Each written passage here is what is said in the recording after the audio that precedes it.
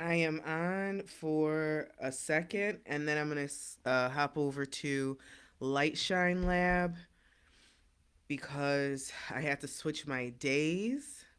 Um, However, I wanted to come on and just chat a little bit. Chat a little bit. And I know that these videos are going to go beyond just who is here live. If you're live, you're getting it live, and I think that's the best. And there are folks that are going to be watching this in the future. So I want to incorporate everyone, and sometimes it's hard for me to do that. However,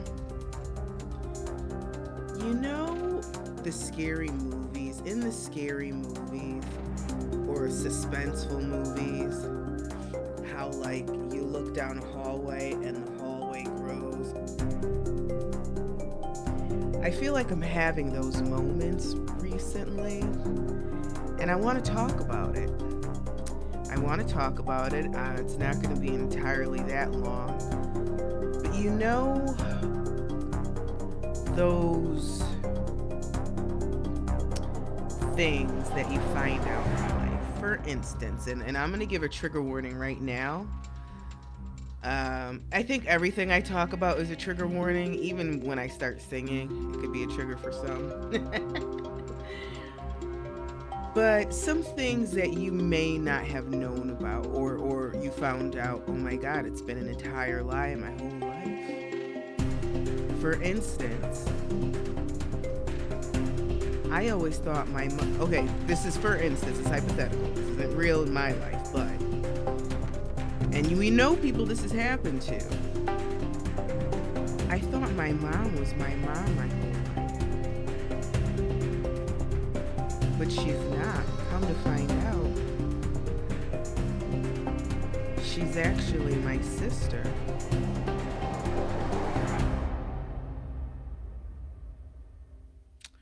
Or I thought both my parents were my parents. Or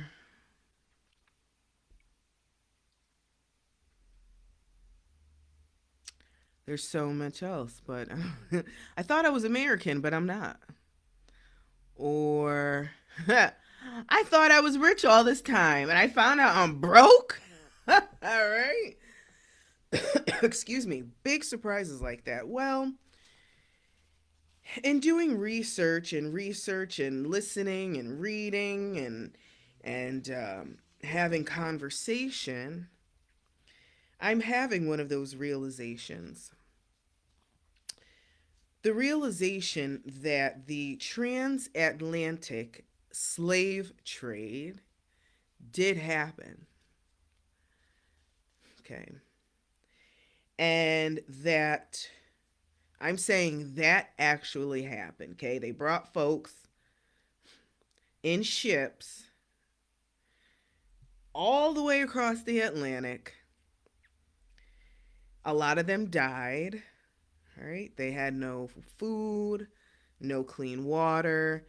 They were pooping and peeing on themselves, puking, bleeding. Okay, let's just call it what it is. Okay, when you put a whole bunch of people on a boat, right? Those of you who have been on cruises know that it could be a horrible experience to be. Imagine the whole cruise getting sick.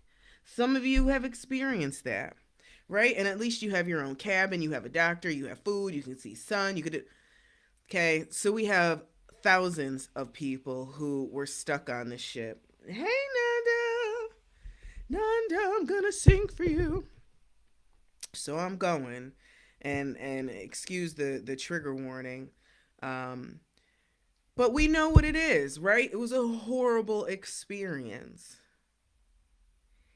and a very expensive experience to collect these folks, right? Maybe that wasn't expensive, but I'm pretty sure it was for the collectors. Like to go get round up these people, they had to pay something. They ain't nobody's doing nothing for free, right?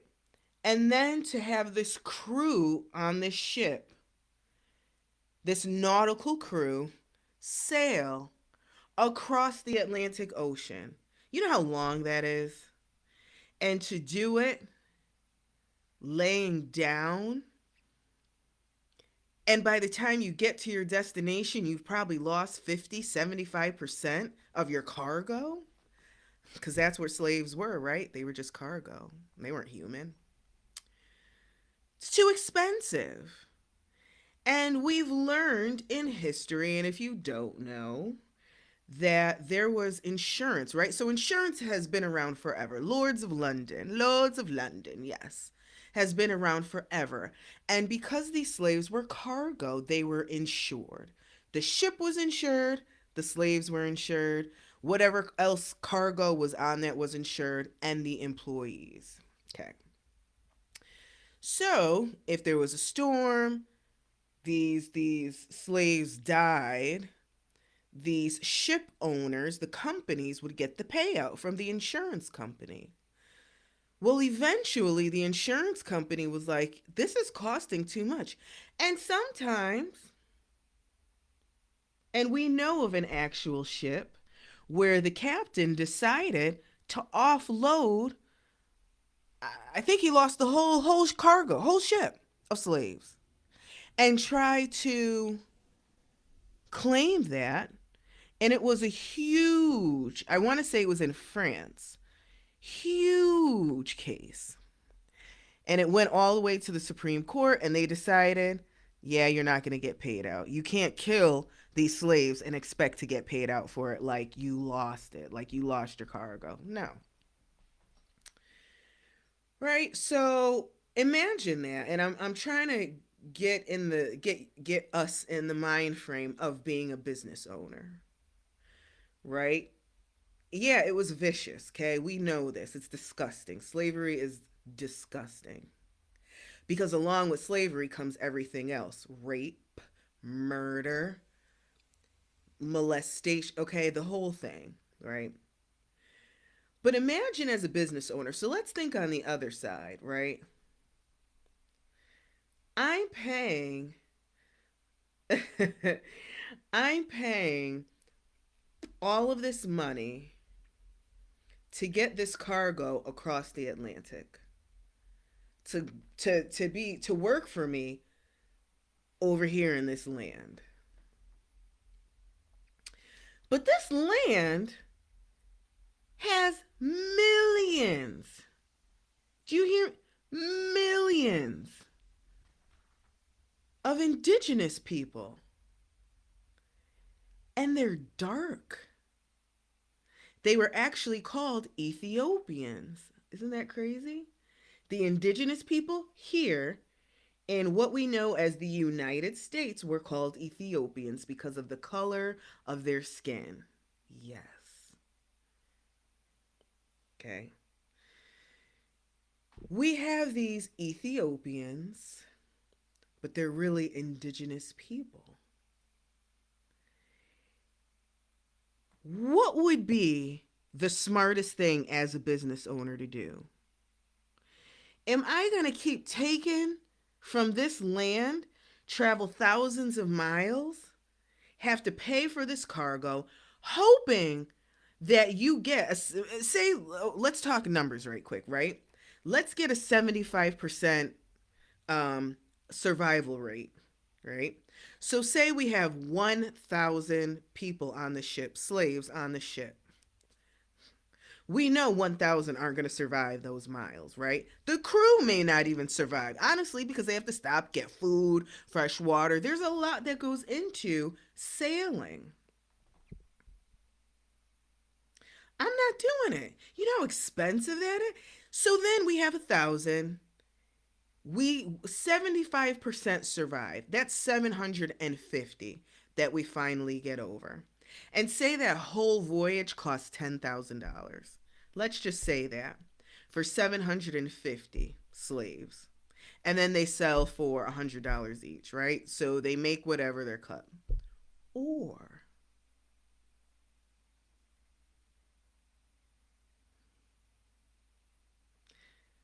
sail my small crew. Well, I don't want to say a small crew because Christopher Columbus had a lot. He actually had a few ships coming over, right? As we know, but he had more than the Nina, the Pinta, and the Santa Maria. So, and these ships were full of crew members, but the crew members had life and they were able to eat and drink and whatnot. Send this crew over, have them stay in the Americas, right? These gorgeous islands, Trinidad, Tobago, Jamaica, as we know all of them now, Puerto Rico, Dominican Republic, Haiti, or the island of Hispaniola, right? All of the ABC island, all of these islands. Barbados. I love Barbados. Okay.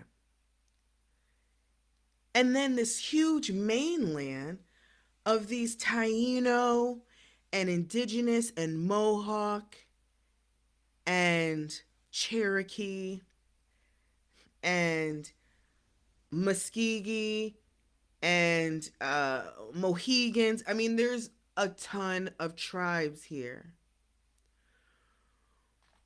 When I spend that same $10,000 on that voyage, but instead of only 750 slaves, I can have 10,000 slaves. Now, as a business person, and those of you who are in business, what's smarter? What's the smartest business decision? What our return on investment, ROI? What's the smartest return on investment? I'm losing a lot of money bringing these people here. Hey, Steph.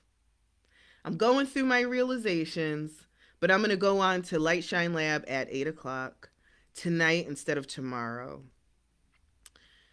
So, what's, as a business person, is the smartest? Not even the smartest, the most efficient, most effective, and are the best return on investment.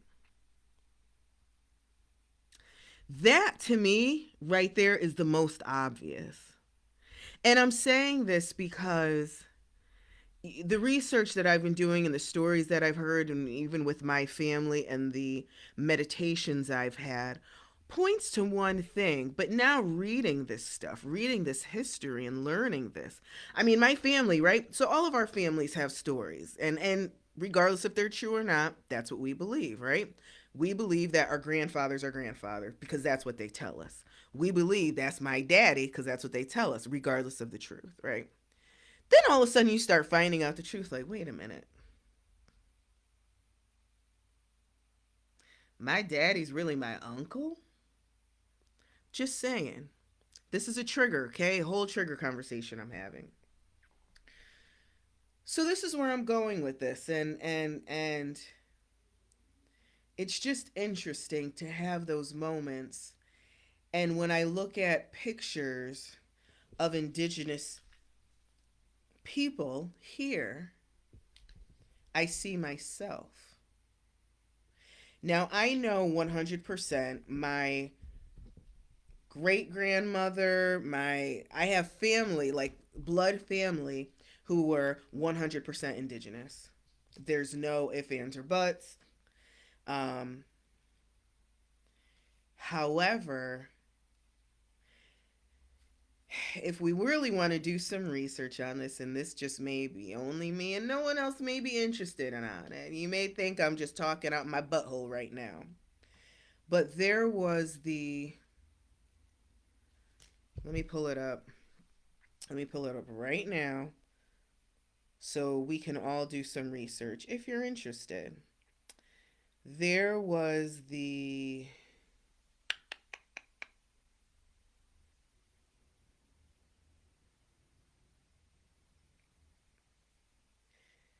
it was called reclassification. It is actually called the Indian Removal Act and Reclassification. You look that up. Indian Removal Act and Reclassification. So, what that is was a law that was passed that told the Native Americans on the East Coast, all right, this is what we're going to do.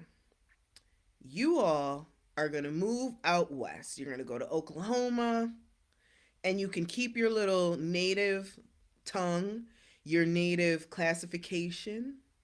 However, we're going to take your land.